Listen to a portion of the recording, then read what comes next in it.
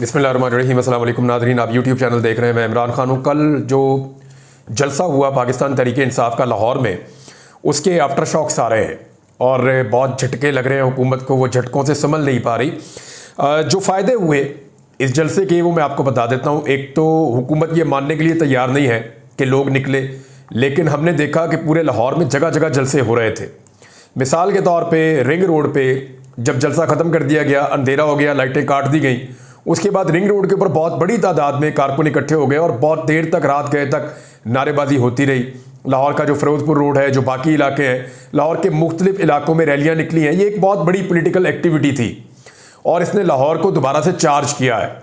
याद रखिए, पाकिस्तान में कभी भी कोई तहरीक कामयाब नहीं होती जब तक कि लाहौर मोबिलाइज ना हो, जब तक कि लाहौर के लोग ना निकले या लाहौर उस तहरीक को एक्सेप्ट ना कर ले। जब भी कोई तहरीक लाहौर में घुस जाए तो फिर वो कामयाब हो जाती है। ये हमेशा से पाकिस्तान की तारीख का हिस्सा है। यानी करारदादे पाकिस्तान भी लाहौर में पेश की गई थी और तब से लेकर अब तक पाकिस्तान में सियासी सरगर्मियों का जो गढ़ है वो लाहौर रहा है। अब इसमें जो फायदे हुए पाकिस्तान तहरीक इंसाफ को मैं आपको बता देता हूँ एक्चुअली क्यों हुकूमत घबराई हुई थी। नंबर एक तो वो जो एक जमूद था, जो एक खौफ तारी था लाहौर पे, वो कल टूट गया है। पाकिस्तान तहरीक इंसाफ ने उसको तोड़ दिया है। बड़े लंबे अरसे के बाद पीटीआई के झंडे, पीटीआई के लोग और जो है वो बैनर, पोस्टर्स, इमरान खान की तस्वीरें लोग उठाकर लाहौर में खुलेआम फिर रहे थे। नंबर दो ये है कि अब पाकिस्तान तहरीक इंसाफ बाकी पंजाब के अंदर भी जलसे कर सकेगी।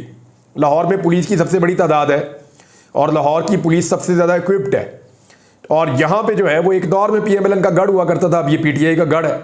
अगर यहाँ पे रोका नहीं जा सका तो बाकी ज़िलों में रोकना आसान नहीं होगा।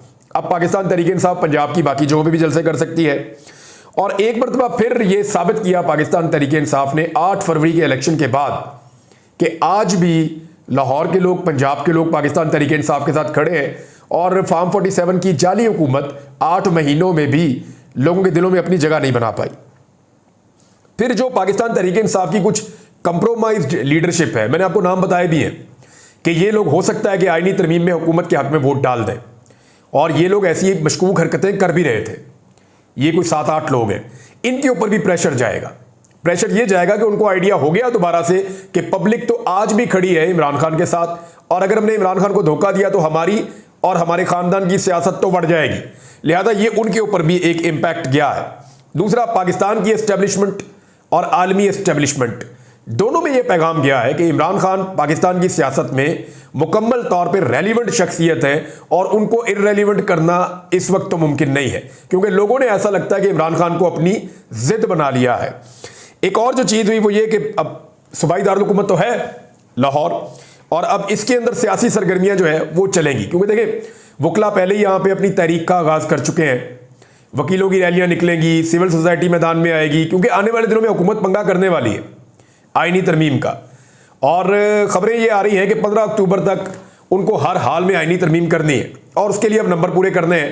नंबर पूरे करने के लिए मुमकिन है तहरीक इंसाफ की कुछ सीटें छीनी जाएं, कुछ तहरीक इंसाफ के बंदों को कायल किया जाए, कुछ एक जो है वो रिव्यू के अंदर केस लगाकर दोबारा 63A वाला कोशिश की जाए कि पीटीआई के बंदे वोट डालें तो उनका वोट काउंट हो जाए और फजलुर रहमान साहब के बंदे वोट डालें फजलुर रहमान की मर्जी के बगैर तो उनका वोट काउंट हो जाए। तो इस किस्म की कोशिशें की जाएंगी। तो लाहौर में क्योंकि अब तहरीक का माहौल बन गया है, वकला ने पहले बड़ा ज़बरदस्त में एक ताकत का मुजाहरा किया और अब एक जो अपोजिशन पॉलिटिकल पार्टी है उसने भी किया, थोड़े दिन पहले फजलुर रहमान साहब ने भी किया था। तो ये अब चीज़ें बड़ी खुलकर सामने आ रही हैं कि सूबाई दारुल हुकूमत जो है पंजाब का, वो पॉलिटिकल एक्टिविटीज़ का गढ़ बन जाएगा आने वाले दिनों में।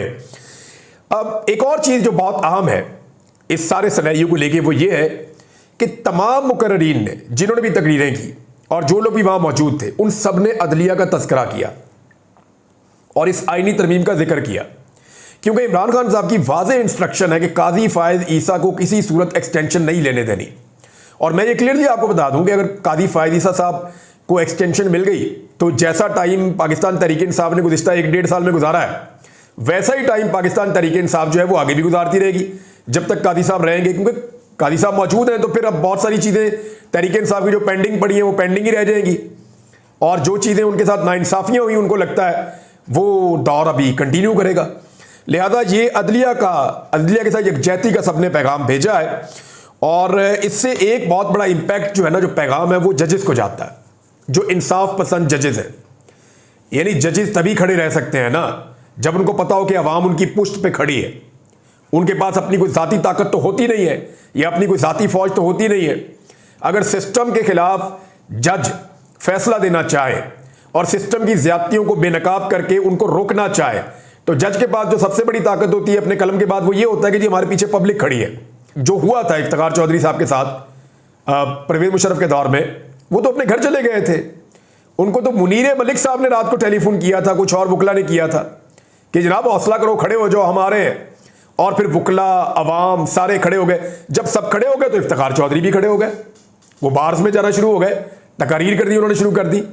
तो ये बताता है कि जजेस को भी, हमारी जजी सोसाइटी में अनफॉर्चुनेटली एक ये क्वेश्चन मिल जाता है इससे कि ठीक है हम इंसाफ करते हैं, पब्लिक हमारे पीछे खड़ी है। तो ये माहौल बन गया है। अली अमीन गंडापुर साहब ने तकरीर तो नहीं की, वो कर नहीं पाए तकरीर जलसे में, लेकिन अब जलसे के कुछ मनाजिर आ रहे हैं सामने। क्योंकि देखिए वहां पे तो इंटरनेट बंद किया हुआ था आसपास का, और इंटरनेट बंद होने की वजह से विजुअल्स हम नहीं देख पा रहे थे।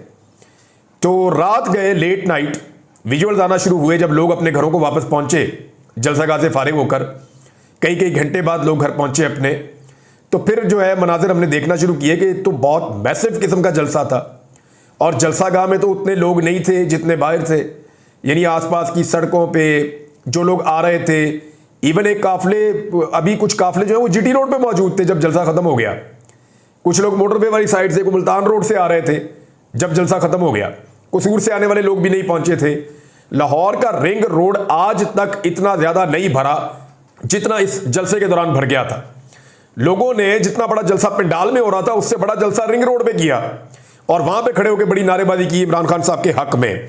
तो ये मनाजिर जो है ये बाद में आ रहे थे और ये अभी तक आ रहे हैं। एक साजिश है जो पाकिस्तान उससे बच गया है, लाहौर खास तौर पे, पाकिस्तान तहरीक इंसाफ भी खास तौर पे। आपने देखा होगा कल इंफॉर्मेशन मिनिस्टर ने कुछ तस्वीरें दिखाई दी है, देखिए डंडा पकड़ा हुआ है बंदे ने, ये देखिए इस बंदे ने भी डंडा पकड़ा हुआ है। तो डंडा जो है ना वो झंडा डंडे के ऊपर ही लगता है, और उसको दिखाकर वो ये एक माहौल बन रहा था कल कि शाम में गेम डाली जाएगी। मुझे कुछ मैसेजेस आए और कुछ लोगों से मेरा राब्ता हुआ, तो मुझे ये पता चला कि सादा कपड़ों में गुल्लू बट पहुंचाए गए हैं जलसागाह के आसपास। मैं आपको फिर बता रहा हूं, और ये मुझे मुस्तनद जर्नलिस्ट उन्होंने बताया। फिर मैंने कुछ जो सरकारी सोर्सेज हैं उनसे पता किया तो वहां भी कंफर्म हुआ कि सादा कपड़ों में कुछ सरकारी लोगों को भेजा गया है जलसागाह के आसपास, और ये गुल्लू बट वाला एक एपिसोड होना था। ऐसी तोड़फोड़ और इस तरह की चीजें करनी थी जिसको पाकिस्तान तहरीक इंसाफ पे डाला जाएगा। लेकिन ये जो लोग पहुंचे वहां पे, चंद सौ इनकी तादाद थी, लेकिन पाकिस्तान तहरीक इंसाफ के लोग इतनी बड़ी तादाद में थे चारों तरफ कि इनकी जरूरत ही नहीं हुई कि जो कार्रवाई ये डालने आए वो डालते।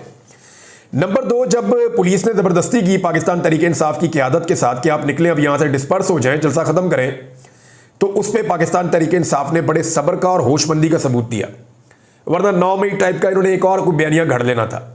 बहरहाल हुआ ये कि लोगों ने अपना जलसा किया, अपनी ताकत शो की, जो हासिल करना था वो हासिल किया। उसके बाद इमरान खान के नारे लगाते हुए वो डिस्पर्स हुए हैं। तो ये एक बहुत बड़ा एक तरीक़ाकार इख्तियार किया गया था, और मेरे सोर्सेज तो ये क्लेम कर रहे थे कि हर हाल में ये कार्रवाई डाली जाएगी, आप ये खबर दे दें। तो मैंने उनसे कहा, मैंने कहा जी नहीं, मैं इंतज़ार करूँगा।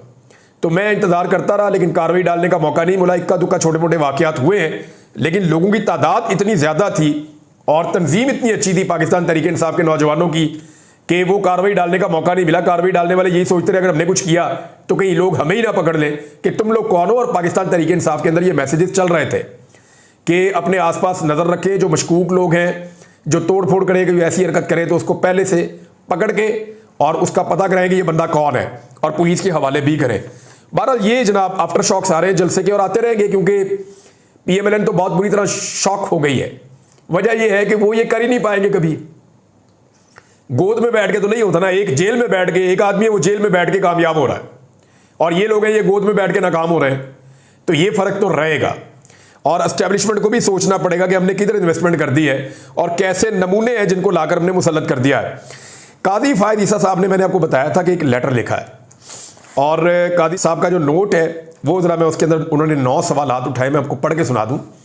हुआ ये कि जो जस्टिस मंसूर अली शाह साहब और जो दीगर 8 जजेज हैं, जब उन्होंने वजाहत दी इलेक्शन कमीशन ऑफ पाकिस्तान के भेजे हुए सवालात के जवाब में क्योंकि इलेक्शन कमीशन ने पूछा ना कि जी कैसे अमल करना है ये मखसूस नशिस्तों वाले फैसले पे, हमारे चंद सवालात हैं उनके जवाब दे दें। तो इलेक्शन कमीशन ने सवालात भिजवा दिए और उन्होंने जवाब दे दिए और वो एक वज़ाहती नोट जारी कर दिया। अब ये जो वज़ाहती नोट जारी किया सुप्रीम कोर्ट ऑफ पाकिस्तान के 8 जजेस ने, इसके बारे में सुप्रीम कोर्ट अपने मुख्तसर फैसले में पहले ही कह चुकी है कि जनाब अगर आपको कोई भी सवाल पूछना हो आप हमसे रुजू कीजिएगा, हम आपको जवाब दे देंगे। यानी जो मुख्तसर फैसला आया उसमें कहा गया था कि इलेक्शन कमीशन को या किसी भी फरीक को कोई प्रॉब्लम है, कोई बात समझ नहीं आ रही, तो आप सवालात हमें भिजवा दीजिए, हम 8 जजेस उनके जवाब आपको दे देंगे। तो इस तरह ये जवाब चला गया। लेकिन कादी फ़ायद ईसा साहब ने उस जवाब के ऊपर 9 सवाल उठा दिए। एक, उन्होंने क्या कुछ कहा। सवाल नंबर 1 है, इलेक्शन कमीशन और तहरीके इंसाफ ने वजाहत की दरखास्त कब दायर की? भाई ये जब दायर की थी तो सबको मिल गई, आपको क्यों नहीं मिली भाई साहब? नंबर 2, तहरीके इंसाफ और इलेक्शन कमीशन की दरखास्तें प्रैक्टिस प्रोसीजर कमेटी में क्यों नहीं भेजी गई? क्योंकि ये तय हो गया था फैसले में कि जो भी सवालात उठाए जाएंगे उनका जवाब दिया जाएगा, ना कोई नया बेंच बनना है। क्योंकि प्रैक्टिस एंड प्रोसीजर कमेटी जो है वो नए बेंच बनाने के ऊपर काम करती है। वो ये जो बाद में ज़िमनी सवालात हैं उनके जवाबों के ऊपर वो काम नहीं करती। इसका बेंच बना हुआ और उसका फैसला भी आया हुआ है। नंबर 3, मुतफर्रिक दरखास्तें काज लिस्ट के बगैर कैसे समाअत फिक्स हुई? काज लिस्ट केसेस की होती है। नंबर 4, क्या रजिस्ट्रार ऑफिस ने मुतअल्लिका फ्रीकैन और अटॉर्नी जनरल को नोटिस जारी किया? नंबर 5, किस कमरा अदालत या चैम्बर में दरखास्तों को सुना गया? भाई फ्रीकैन को नोटिस तो तब करते ना, और फ्रीकैन को तो तब सुनते ना जब कोई केस चल रहा होता। केस चल चुका, फैसला आ चुका और ये ऑफर कर दिया गया था अगर फैसला समझ ना आए, क्योंकि इससे पहले इलेक्शन कमीशन ऑफ पाकिस्तान ने 13 जनवरी को कादी फ़ायद ईसा साहब के फैसले की गलत तशरीह की थी। ये कादी फ़ायद ईसा साहब ने खुद कह दिया है। तो दोबारा कादी फ़ायद ईसा साहब की तरह ये गलत तशरीह ना हो, इसलिए सुप्रीम कोर्ट ने कहा था कुछ पूछना हो तो पूछ लेना, शर्माना मत। तो उन्होंने पूछा तो सुप्रीम कोर्ट ने बता दिया।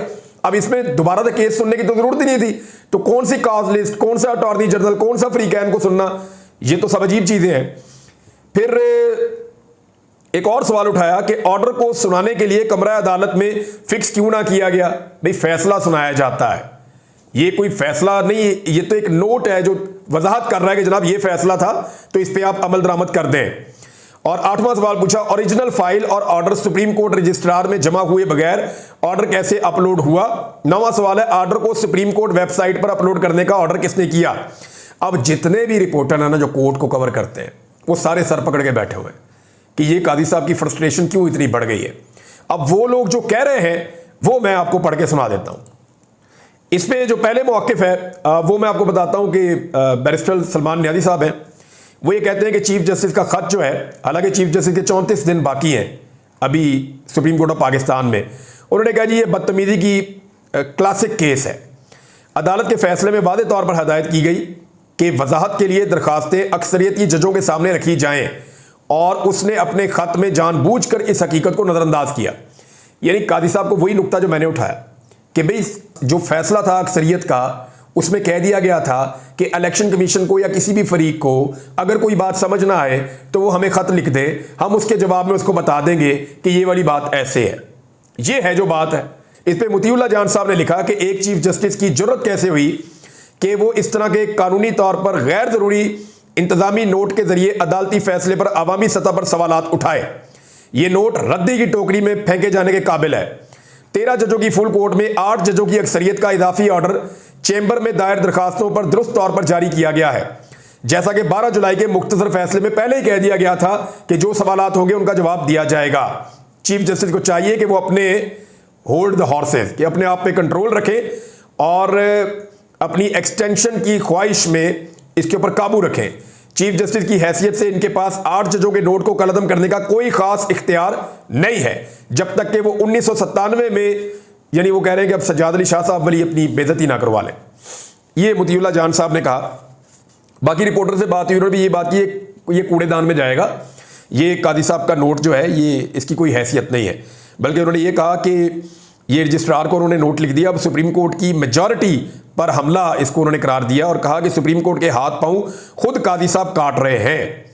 ना इसमें कोई नया बेंच बनना था और ना कोई नया केस लगना था। अच्छा नाज़रीन, एक और चीज़ है, प्रैक्टिस एंड प्रोसीजर एक्ट जो उसके अंदर तरमीम की है सदर आसिफ अली जरदारी साहब ने और काबीना ने, ताकि जस्टिस मुनीब अख्तर साहब को निकाल दिया जाए और उनकी जगह पे जस्टिस अमीनुद्दीन खान साहब को ले आए। तो ये एक्चुअली एक तरह की बेंच फिक्सिंग इसको करार दिया जा रहा है वकला की जानिब से। और सुप्रीम कोर्ट बार ने और पाकिस्तान बार ने दोनों ने इसकी मजम्मत की है और दोनों ने इसको गलत करार दिया है और यह कहा है कि हमने बड़े लंबे अरसे की स्ट्रगल के बाद प्रैक्टिस एंड प्रोसीजर कमेटी बनवाई थी जिसमें 3 सीनियर जज होते हैं ताकि इंसाफ हो सके, ताकि कानून के मुताबिक फैसले हों। अब ये अपनी मर्जी का जज बीच में अगर चीफ जस्टिस शामिल करेंगे तो फिर दोबारा से सारा निजाम चीफ जस्टिस के हाथों में यरगमाल बन जाएगा।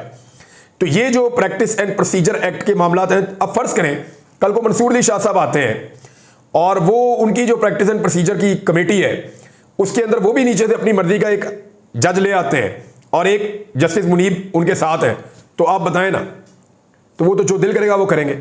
तो जो उसूल बनाया गया था वो ये बनाया गया था कि 3 सीनियर 3 जजेस ही इसके अंदर होंगे, एक चीफ जस्टिस, एक दूसरे नंबर वाले, एक तीसरे नंबर वाले। तो अब क्योंकि सुप्रीम कोर्ट बार एसोसिएशन में और पाकिस्तान बार में PMLN की नुमाइंदगी है, आसमा जहांगीर ग्रुप, लेकिन वहां से भी इसके ऊपर एतराज आ रहा है, तो ये बहुत इंपॉर्टेंट है।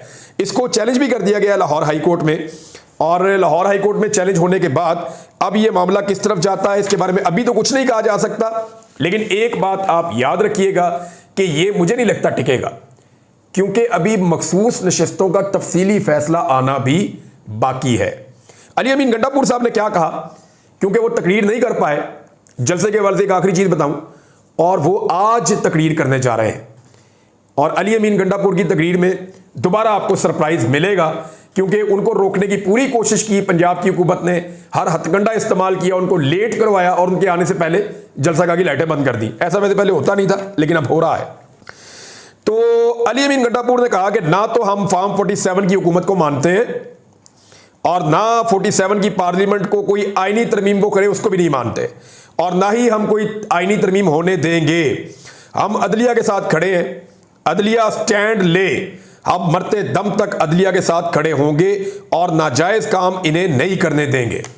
और आज के दिन में अली अमीन गंडापुर साहब ने कहा कि मैं खिताब करूंगा, अपनी तकरीर करूंगा, जो मैं कहना चाहता हूं मैं कहूंगा। कल नहीं कहा, आज कह लेंगे। लेट्स सी अली अमीन गंडापुर साहब क्या कहते हैं। अब तक के लिए इतना ही, अपना ख्याल रखिएगा, अपने चैनल का भी। अल्लाह हाफिज।